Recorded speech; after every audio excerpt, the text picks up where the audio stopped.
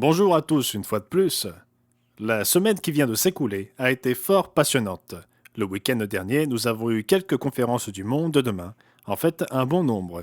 Et j'aimerais en mentionner une qui s'est déroulée à Saint-Pétersbourg, en Floride, où nous avons reçu 63 invités.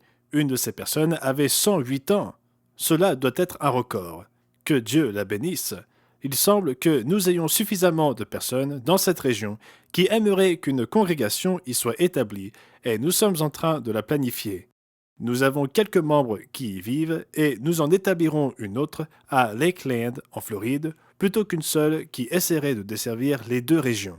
Il semblerait qu'il y ait plusieurs personnes qui aimeraient se joindre à une congrégation à Saint-Pétersbourg, en Floride. C'est donc très positif. Nous avons également reçu 72 invités à une conférence à Anderson, en Caroline du Sud. Là encore, ce fut très positif. Plusieurs personnes ont exprimé un intérêt sincère. Nous ne sommes jamais sûrs de rien tant que les gens ne se présentent pas, mais dans ces deux endroits, il semble qu'il y ait eu un peu plus de monde que d'habitude. Monsieur Simon Roberts s'est récemment rendu sur l'île de Jersey.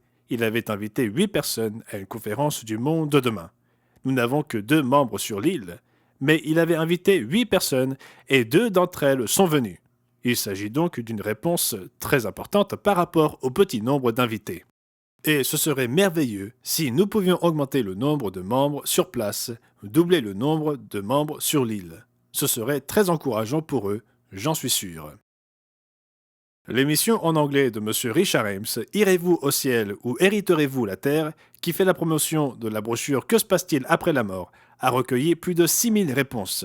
Il s'agit donc d'une réponse très forte. Apparemment, les gens sont préoccupés par leur mort. Je suppose que c'est assez naturel. Cette semaine, M. Laudi Ferreira terminera son voyage en Zambie, au Malawi et au Zimbabwe. Il y a rencontré des frères et des sœurs et des gens ayant demandé une visite, tout en préparant la Pâque et les jours des pains sans levain. Nous prions donc pour que son voyage soit couronné de succès et se déroule en toute sécurité. M. Paul Kearns rapporte que la semaine dernière, 2 cyclones tropicaux, nommés Judy et Kevin, ont frappé plusieurs îles du Vanuatu, y compris Efate et Tana, où résident des membres de l'Église. Vendredi dernier, le gouvernement du Vanuatu a déclaré l'état d'urgence national avant même l'arrivée du second cyclone. Le cyclone a touché terre à Efate le matin du sabbat dernier. Le pasteur local, M. Jerry Sam, rend compte de la dévastation. Voici son rapport. Le deuxième cyclone, de catégorie 5, a frappé le sud du pays dans la nuit de vendredi à samedi. Il était plus puissant que le précédent.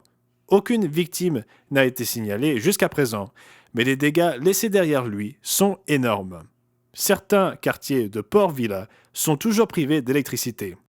Les frères et sœurs se portent tous bien. Ils n'ont pas pu se réunir pour l'assemblée du sabbat le week-end dernier. Je suis toujours à Port Vila, c'est M. Sam qui parle, et j'ai hâte de les rencontrer tous lors du prochain sabbat. Il se passe donc beaucoup de choses dans notre monde. Beaucoup de choses positives et beaucoup de défis, c'est le moins que l'on puisse dire. Et nous prions certainement pour nos membres des îles du Vanuatu. Voici donc, c'était Gerald Weston pour l'Église du Dieu vivant pour la semaine se terminant le 11 mars 2023. Passez un merveilleux sabbat.